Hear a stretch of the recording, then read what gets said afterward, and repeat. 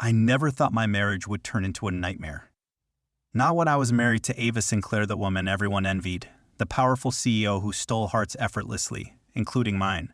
We were the perfect couple, or so I thought. Then, one night, she whispered a name in her sleep. Daniel? The sound of it sent a cold shiver down my spine. Daniel? Who the hell was Daniel? I stared at her, the woman I had built a life with, now mumbling in her dreams like a lovesick teenager. Her face was peaceful, lips slightly parted, completely unaware of the storm she had just unleashed in my mind. I told myself it was nothing. A random name. A forgotten memory. But something inside me twisted a gut feeling I couldn't shake. The next morning, I decided to brush it off. Did you sleep well? I asked casually over breakfast. She smiled. Yeah, why? I hesitated. Should I tell her? Ask her? No. That would make me look paranoid. But the seed of doubt had already been planted. That night, I paid attention again. And again, she whispered his name. Daniel, I missed you. My heart clenched. Who the hell was Daniel? And why was my wife dreaming about him? I needed answers, and I was about to get them. But I never expected the truth to rip my world apart. Ava and I had been married for 5 years. 5 years of what I thought was a strong, unshakable love. I met her when I was just a struggling entrepreneur, trying to make something of myself. She was already a rising star in the corporate world, sharp, confident, and dangerously beautiful. I was drawn to her like a moth to a flame. We started as friends, though I knew from the very beginning that she was different. Unlike anyone I had ever met. She had this magnetic energy, this unbreakable ambition, and yet, with me, she was soft. Vulnerable. It didn't take long for our friendship to turn into something more. We built our life together, late-night talks, spontaneous road trips, dreams of a future where nothing could touch us.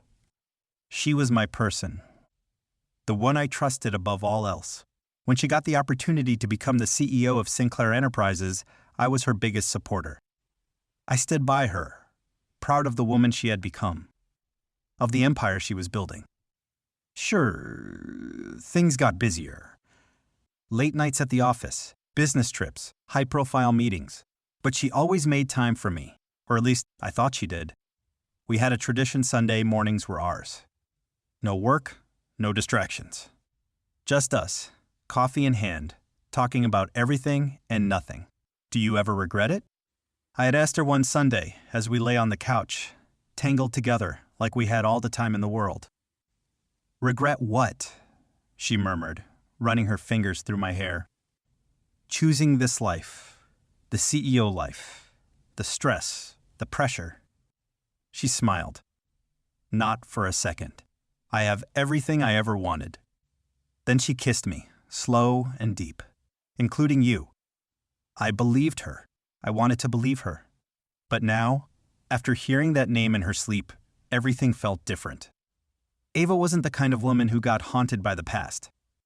She had always been the kind to move forward, never looking back. So why was she dreaming about a man I had never heard of? I tried to ignore it, to convince myself that it meant nothing.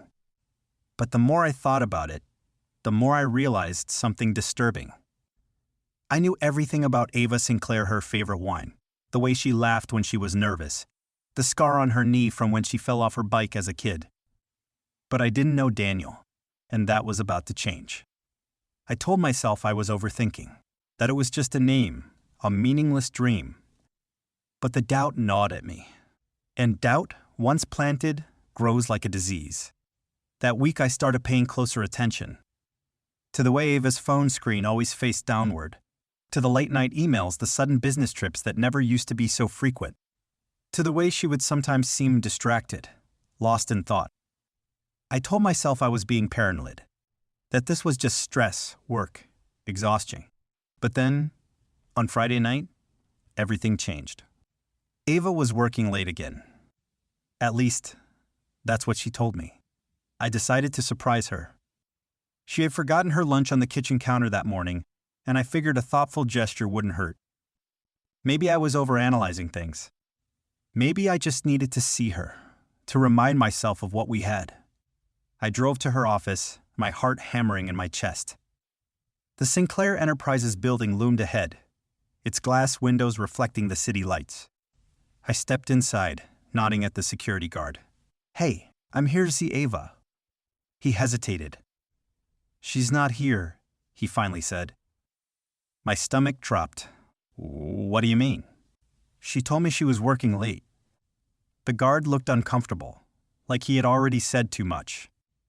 "She left about an hour ago." I felt the world shift beneath me. I turned away, my mind racing.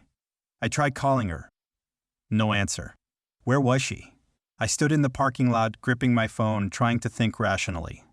Maybe she had a last-minute meeting. Maybe she went home early and forgot to text me. Then I saw it. Her car, parked across the street. And she wasn't alone. Through the dim glow of a nearby streetlight, I saw her, sitting in the driver's seat, talking to a man I had never seen before. I couldn't see his face clearly, but I saw the way she leaned toward him. The way she smiled, a soft, almost nostalgic smile. A smile she used to give me. A lump formed in my throat. I took a step forward, but then I hesitated. What was I doing? Was I really about to catch my wife cheating? My head spun. I wanted to march over, knock on the window, demand an explanation. But something told me to wait. So I did. And then I saw something that made my blood run cold. Ava reached across the console and took his hand. She held it. Not a fleeting touch. Not a handshake. She held it like it meant something. And at that moment, I knew whoever he wasn't just anyone. He was Daniel. And my wife had just lied to me. I drove home in silence. My hands clenched the steering wheel, knuckles white, my mind spinning with questions. Who was he? How long had this been going on? Was Ava cheating on me? Or was this something worse, something deeper? I wanted to believe there was a reasonable explanation. That there was some logical reason why my wife, Ava, had been sitting in a car holding another man's hand after lying to me about where she was.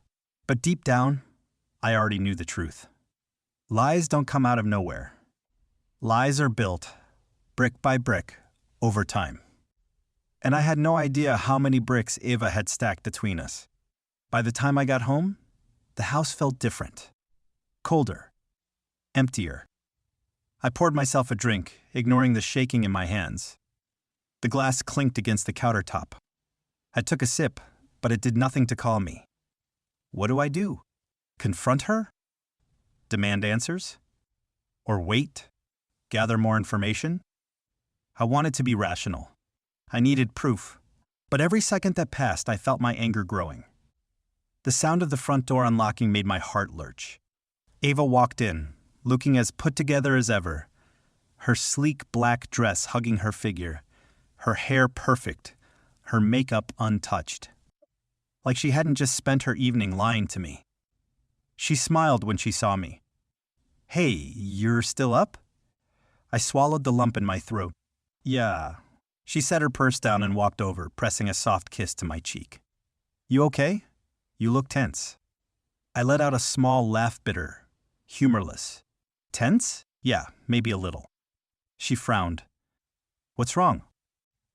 "What's wrong?" I wanted to shout, to tell her I saw you.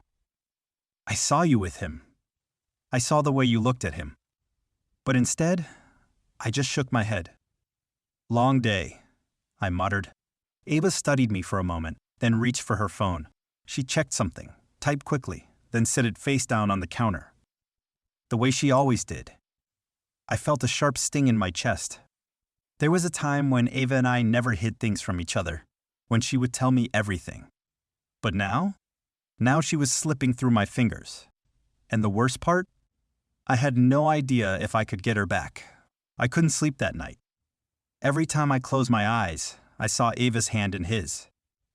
The softness in her smile. The quiet, intimate moment I was never supposed to witness. By morning, my mind was made up. I needed answers. So, I did something I never thought I'd do while I went through her phone. She was in the shower, steam curling from beneath the bathroom door. Her phone sat on the nightstand, screen dark. I hesitated. This wasn't me. I wasn't the type to spy, to invade privacy. But she wasn't the type to lie. And yet, here we were. I picked up the phone, my heart hammering. Locked. Of course. But I knew Ava's passcode. My fingers shook as I typed it in. The screen unlocked. My breath caught in my throat as I navigated to her messages.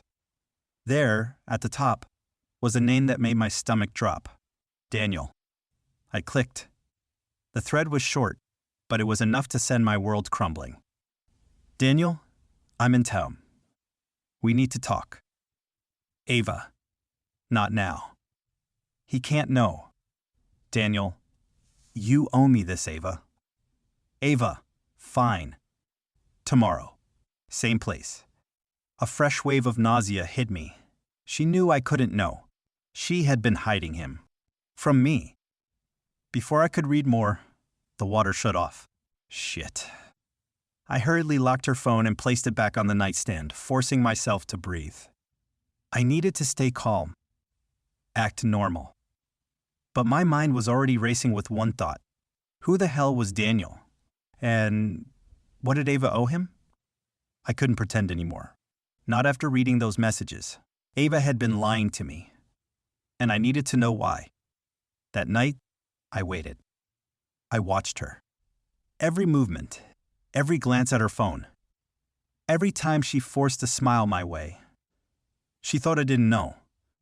But tomorrow was the meeting, and I planned to be there. The next day I left work early and followed her. She drove across town, past the usual places, into a quieter part of the city. My grip on the wheel tightened as she pulled into a small, hidden cafe. I parked a few cars down, heart hammering in my chest. She stepped out, dressed in that effortlessly elegant way she always did. But there was something else, something tense in her posture, in the way she glanced around before walking inside, like she was afraid of being seen.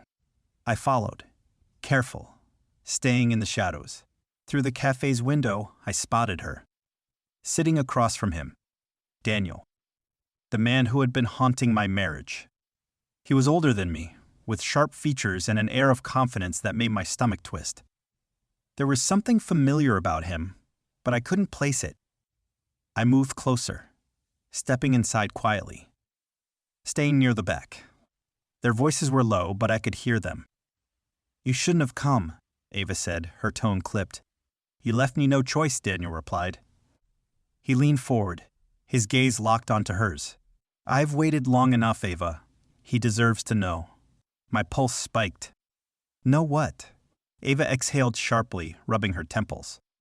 I told you, I can't. He's your husband. Silence. My breath caught in my throat. What was she hiding from me? I couldn't take it anymore. I stepped forward. Then maybe she should tell me herself. Ava's head snapped up. Her face drained of color. Ethan. Daniel turned slowly, his expression unreadable. I walked to their table, my hands clenched. Someone tell me what the hell is going on. Ava looked at Daniel.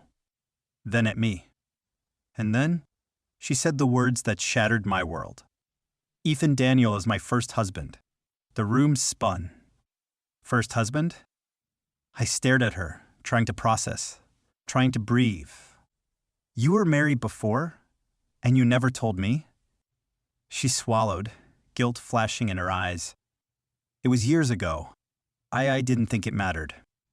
I laughed cold, bitter. Didn't think it mattered? Jesus, Ava. Daniel's voice cut through. It mattered to me. I turned to him, fury burning in my chest. What do you want from her? From us? His jaw tightened. The truth. Ava squeezed her eyes shut. And then she said the thing that broke me completely. I was pregnant, Danger. The air left my lungs. What? Her voice was barely above a whisper.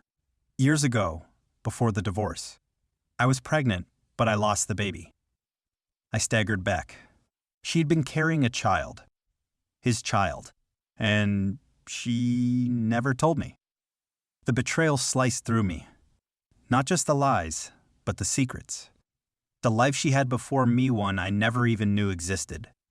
Daniel's expression softened, but his voice was firm. You can pretend it never happened, Ava, but I can't. My fists clenched.